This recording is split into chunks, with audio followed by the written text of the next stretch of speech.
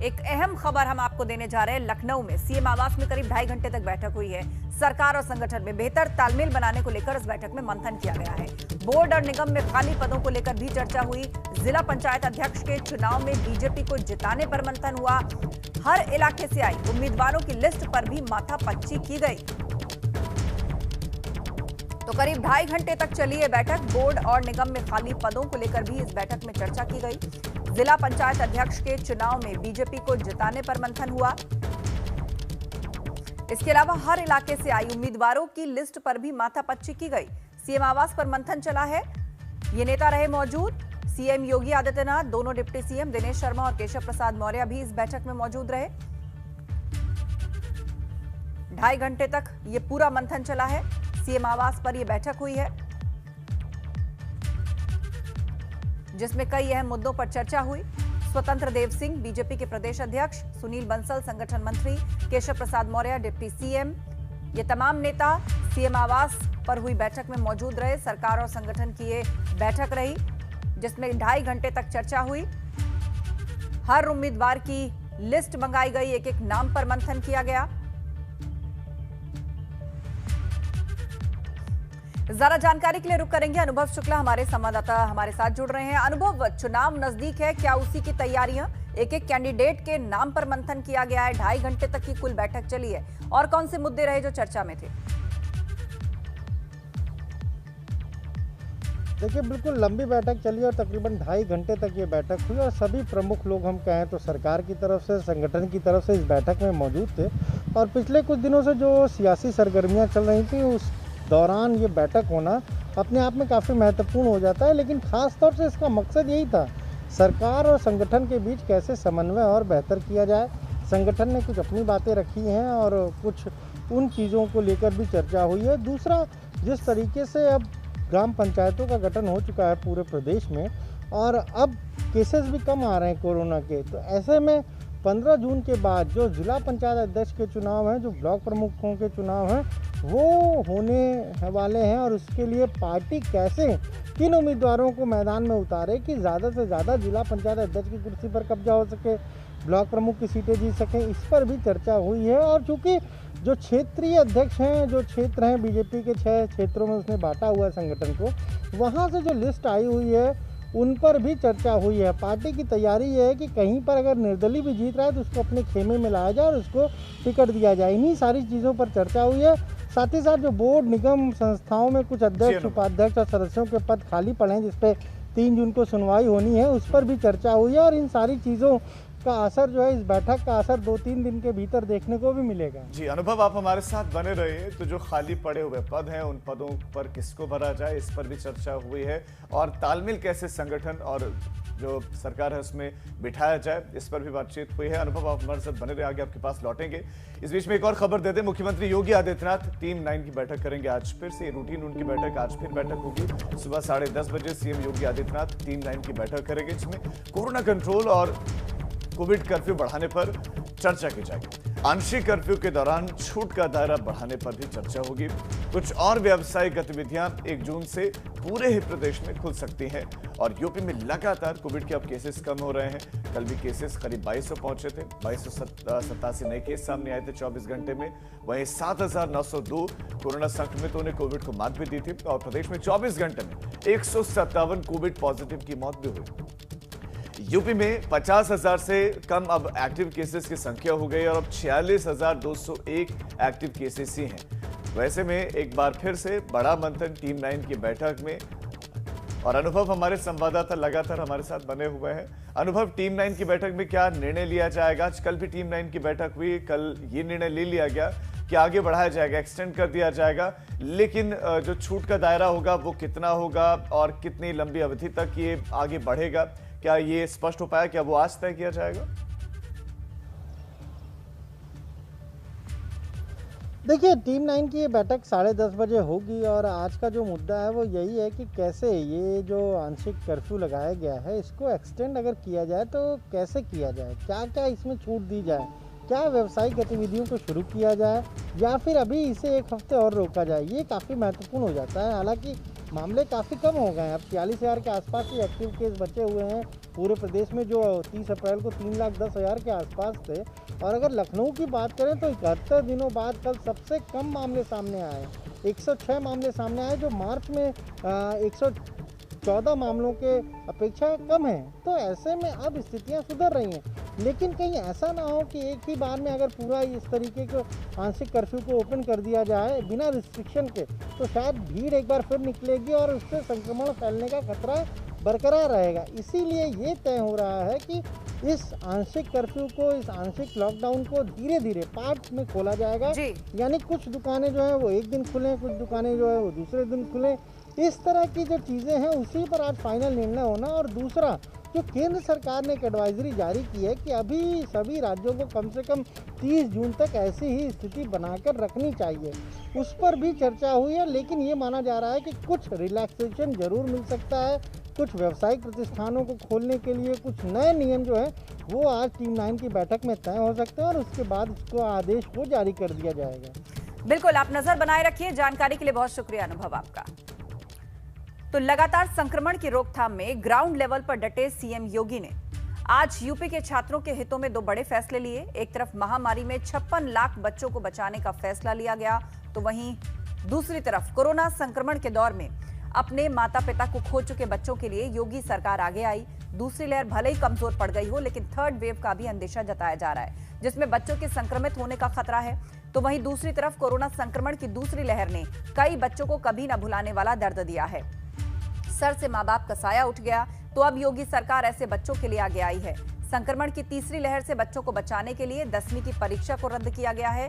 तो वहीं अनाथ बच्चों के भविष्य को संवारने की जिम्मेदारी भी अब सरकार ने उठा ली है। संक्रमण के दौर में अपने माता पिता को खो चुके बच्चों की मदद के लिए योगी सरकार आगे आई है। सीएम ने इस बात का ऐलान किया। मुख्यमंत्री योगी आदित्यनाथ ने कहा कि कोविड महामारी में अनाथ हुए बच्चों को सरकार गोद लेगी। 18 साल तक के बच्चों की जिम्मेदारी सरकार उठाएगी। बच्चों को सरकार की तरफ से लैपटॉप भी दिया जाएगा। बालिग होने पर हर बच्चे को 4,000 की आर्थिक मदद दी जाएगी। शादी के लिए बालिग बच्चियों को सरकार 1 लाख रुपए देगी। वहीं इस पूरे मामले पर सीएम ऑफिस से ट्वीट भी आया है। कोरोना के कारण अनेक बच्चों ने अपने माता पिता को खो दिया है। ऐसे बच्चों की देखभाल, उनके सम्मानजनक जीवन और उन्नति के अवसर सुनिश्चित करने के लिए यूपी गवर्नमेंट ने उत्तर प्रदेश मुख्यमंत्री बाल सेवा योजना की शुरुआत की है। बच्चे समाज का भविष्य है, उनका संरक्षण हमारी शीर्ष प्राथमिकता है।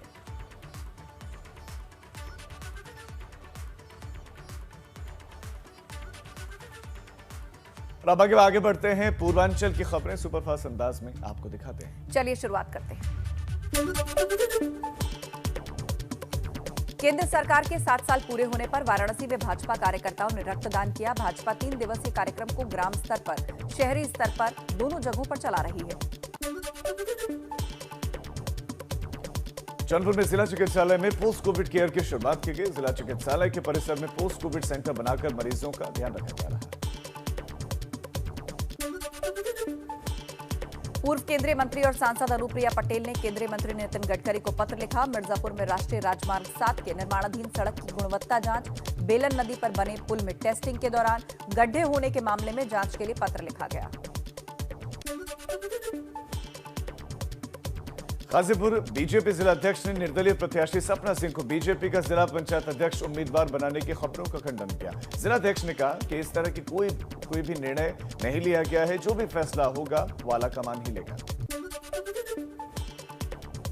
गोरखपुर में शादी में 1 महीने बाद दुल्हन अपने प्रेमी के साथ 15 लाख रुपए के गहने समेत 1.25 लाख की नकदी लेकर भाग गई। सीसीटीवी कैमरे में ये पूरी घटना कैद हुई है। परिजनों की तहरीर पर अब मामला दर्ज कर लिया गया है। देवरिया के जिलाधिकारी और एसपी ने मिलकर जिले में स्वास्थ्य केंद्रों, क्रय केंद्रों, सस्ते गले की दुकानों का निरीक्षण किया और इस दौरान उन्होंने अपने मातहत कर्मचारियों को उचित दिशा निर्देश भी दिए। आपको बता दें 26 मई को मुख्यमंत्री के देवरिया दौरे करने के बाद प्रशासन ने एक्शन लिया। यास तूफान का असर महाराजगंज में देखने को मिला। महाराजगंज के सभी हिस्सों में बारिश हो रही है। बारिश ने आम जनमानस के जीवन को अस्त व्यस्त, गांव, शहर, खेत खलिहानों चारों तरफ पानी पानी नजर आ रहा है। सभी लोग घरों में कैद हैं। मऊ के बीजेपी नेता आलोक जायसवाल ने उड़ाई कोरोना नियमों की धज्जियां। कोरोना काल में बार बालाओं के साथ न सिर्फ ठुमके लगाए, 500 के नोट उड़ाए। आलोक जायसवाल पूर्व जिला पंचायत अध्यक्ष प्रतिनिधि रह चुके हैं। और सुपरफास्ट खबरों के बाद बुलेटिन में आगे बढ़ते हैं, रुक करते हैं अगली खबर का। एबीपी गंगा और सी वोटर ने मिलकर सबसे बड़ा सर्वे किया है, जिसमें मोदी सरकार के दूसरे कार्यकाल के 2 साल पूरा होने पर यूपी की जनता से सवाल किया गया और सवालों के जरिए समझा गया यूपी की जनता का मिजाज। आप भी देखिए क्या है यूपी की जनता का मूड।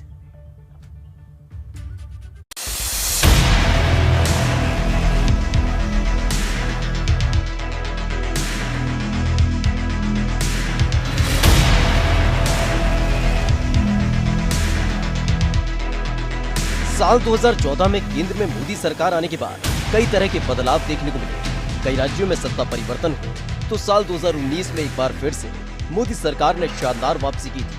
अब मोदी सरकार के दूसरे कार्यकाल के 2 साल पूरे हो चुके हैं। ऐसे में क्या सोचती है यूपी की जनता, क्या देश और प्रदेश का मूड है? इन तमाम सवालों को टटोलने के लिए एबीपी गंगा ने सबसे बड़ा सर्वे किया। इस सर्वे के दौरान सीधे लोगों तक पहुंचकर मोदी सरकार को लेकर उनकी राय जानी, जिसमें सबसे पहला सवाल केंद्र सरकार के कामकाज को लेकर रहा कि आखिर यूपी की जनता केंद्र की बीजेपी सरकार के कामकाज से कितना संतुष्ट है, जिसमें 36.34% लोग बहुत संतुष्ट नजर आए, तो वहीं 24.94% लोग केंद्र सरकार के कामकाज से संतुष्ट नजर आए। वहीं 37.49% लोग केंद्र सरकार के कामकाज से असंतुष्ट नजर आए। इसके साथ ही 1.24% लोगों ने कहा कि इस बारे में हम कुछ कह नहीं सकते। इस सवाल के बाद एबीपी गंगा ने अपने सर्वे के दौरान पीएम मोदी के कामकाज को लेकर सवाल किया कि पीएम मोदी के मौजूदा कामकाज से वो कितना संतुष्ट है, जिसमें यूपी की जनता ने अपनी राय साफ कर दी। 39.38% लोगों ने कहा कि वो पीएम मोदी के कामकाज से बेहद संतुष्ट है, तो वहीं 19.83% लोग सिर्फ संतुष्ट नजर आए। इसके साथ ही 40.73% लोगों ने कहा कि वो पीएम मोदी के कामकाज से संतुष्ट नहीं है। इसके साथ ही 0.07% लोगों ने कहा कि वो कुछ कह नहीं सकते। हमारा सर्वे सिर्फ सरकार के कामकाज तक सीमित नहीं रहा, बल्कि विपक्ष की तत्परता को लेकर भी एबीपी गंगा ने यूपी के लोगों से सवाल किया। सर्वे के दौरान पूछा गया कि सोनिया गांधी के कामकाज से यूपी की जनता कितनी संतुष्ट है। 17.52% लोगों ने कहा कि वो बहुत संतुष्ट है। इसके साथ ही 19.64% लोगों ने कहा कि वो सिर्फ संतुष्ट है, लेकिन वहीं 48.87% लोगों ने कहा कि वो सोनिया गांधी के कामकाज से संतुष्ट नहीं है। इसके साथ ही 13.97% लोगों ने कहा कि वो इस बारे में कुछ कह नहीं सकते। इसके बाद बारी थी यूपी सरकार के कामकाज की। हमने अपने सर्वे में यूपी की जनता से पूछा कि वो राज्य सरकार के कामकाज से कितना संतुष्ट है, जिसमें 43.47% लोगों ने कहा कि वो यूपी सरकार के कामकाज से बहुत संतुष्ट है। इसके साथ ही 26.11% लोगों ने कहा कि वो यूपी सरकार के कामकाज से संतुष्ट है, लेकिन वहीं 30.09% लोगों ने कहा कि वो संतुष्ट नहीं है। वहीं 0.34% लोगों ने कहा कि वो इस बारे में कुछ कह नहीं सकते। वहीं सर्वे में पूछा गया कि यूपी की जनता मुख्यमंत्री के कामकाज से कितना संतुष्ट है, जिसमें 46.01% लोगों ने कहा कि वो यूपी के सीएम के कामकाज से बेहद संतुष्ट है। इसके साथ ही 21.69% लोगों ने कहा कि वो यूपी के सीएम के कामकाज से संतुष्ट है, लेकिन इसके साथ ही 32.09% लोगों ने कहा कि वो संतुष्ट नहीं है। 0.2% लोग कहते नजर आए कि वो इस बारे में कुछ कह नहीं सकते। लोकतंत्र में विपक्ष की बड़ी भूमिका होती है। ऐसे में एबीपी गंगा ने अपने सर्वे में यूपी में विपक्ष की भूमिका को लेकर भी सवाल किया और पूछा राज्य के नेता विपक्ष के कामकाज से कितने संतुष्ट हैं। तो 25.6% लोगों ने कहा कि वो बेहद संतुष्ट है। 21.76% लोगों ने कहा कि वो सिर्फ संतुष्ट है, लेकिन 44.23% लोगों ने कहा कि वो नेता विपक्ष के कामकाज से संतुष्ट नहीं है। इसके साथ ही 8.4% लोगों ने कहा कि इस बारे में वो कुछ कह नहीं सकते। संसद में जनता की आवाज उठाने वाले सांसदों से यूपी की जनता कितनी संतुष्ट है। सर्वे के दौरान हमने पूछा कि सांसद के कामकाज से वो कितना संतुष्ट है, जिसमें 27.03% लोगों ने कहा कि वो बेहद संतुष्ट है। 23.33% लोगों ने कहा कि वो अपने सांसद से सिर्फ संतुष्ट है, लेकिन 41.79% लोगों ने कहा कि वो अपने सांसद के कामकाज से संतुष्ट नहीं है। इसके साथ ही 7.85% लोगों ने कहा कि वो इस बारे में कुछ कह नहीं सकते। इसके साथ एबीपी गंगा ने अपने सर्वे के दौरान राहुल गांधी के कामकाज को लेकर भी सवाल किया। हमने पूछा कि राहुल गांधी के कामकाज से कितना संतुष्ट है। जिसमें 16.36% लोगों ने कहा कि वो बेहद संतुष्ट है, तो वहीं 16.06% लोगों ने कहा कि वो संतुष्ट है। वहीं 55.41% लोगों ने कहा कि वो राहुल गांधी के कामकाज से बिल्कुल संतुष्ट नहीं है। इसके साथ ही 11.63% लोगों ने कहा कि वो इस बारे में कुछ कह नहीं सकते। यही नहीं, एबीपी गंगा ने अपने सर्वे के दौरान यूपी की जनता से पूछा कि पसंदीदा पीएम उम्मीदवार कौन है, तो ऐसे में सबसे ज्यादा लोगों ने नरेंद्र मोदी के नाम पर मोहर लगाई। 54.42% लोगों ने नरेंद्र मोदी को अपना पसंदीदा पीएम बताया। वहीं 30.93% लोगों ने राहुल गांधी के नाम पर मोहर लगाई। 10.74% लोग ने साफ कहा कि इनमें से कोई नहीं। वहीं 3.91% ने कहा कि हम कह नहीं सकते। एबीपी गंगा के सबसे बड़े सर्वे के दौरान वो तमाम सवाल हमने उठाए जो आपके मन में, आपके जहन में, और जो तस्वीर निकलकर सामने आई उसने इस कोरोना काल में सरकार की नीति और कामकाज के साथ साथ विपक्ष की स्थिति को भी साफ कर दिया है कि अमूमन यूपी के लोग केंद्र और राज्य सरकार के कामकाज से संतुष्ट हैं। Bureau report, ABP Ganga.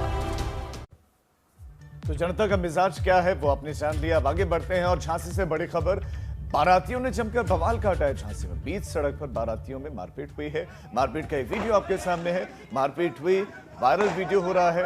थाना मऊरानीपुर के कामता होटल में बारातियों ने जमकर बवाल काटा है, गुस्से से भिड़ गए।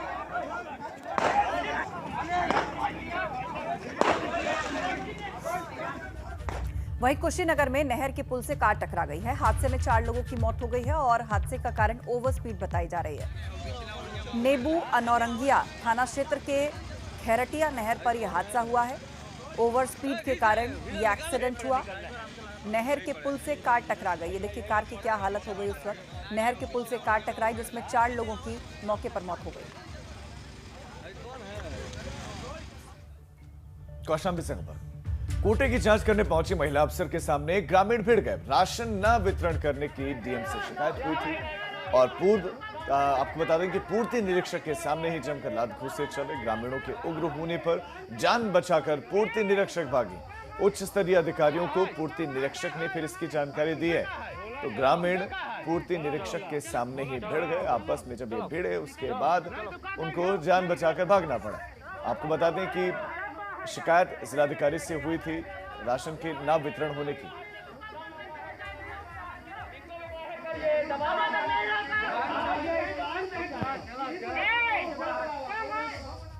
और अब खबरें अवध क्षेत्र की सुपरफास्ट अंदाज में। खबरों की शुरुआत करते हैं। राम मंदिर की तरह ही धनीपुर मस्जिद के निर्माण में दान देने वाले दानदाताओं को अब 80G में आयकर विभाग छूट देगा। राम मंदिर बाबरी मस्जिद पर सुप्रीम कोर्ट के आदेश के बाद इंडो इस्लामिक कल्चरल फाउंडेशन के गठन के बाद धनीपुर में मस्जिद के भूमि पूजन के बाद अब ट्रस्ट मस्जिद निर्माण में तेजी लाने की ओर अग्रसर हो गया है।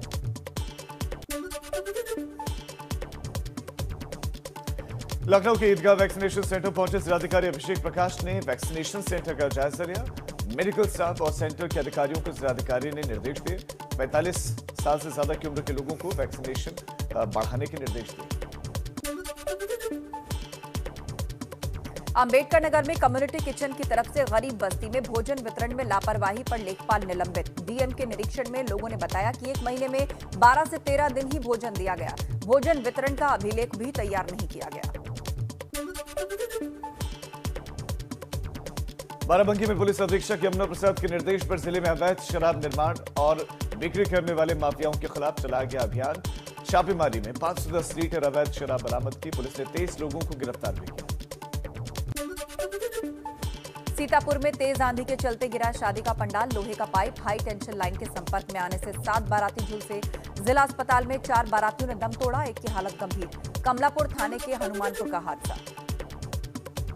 राहुल गांधी के निर्देश पर अमेठी पहुंचे कोरोना होम आइसोलेशन उपचार किट 10,000 कोरोना होम आइसोलेशन उपचार किट कांग्रेस कार्यालय पहुंचे। कांग्रेस नेताओं और कार्यकर्ताओं के माध्यम से जरूरतमंदों को मुहैया करवाई जाएगी ये किट। फतेहपुर में पुलिस ने NH2 से लूट करने वाले 2 शातिर लुटेरों को अरेस्ट किया, जिनके पास से 2 चोरी की बाइक्स और अवैध असलाह बरामद। घटना का खुलासा करने वाली पुलिस टीम को एसपी ने 15,000 का पुरस्कार दिया।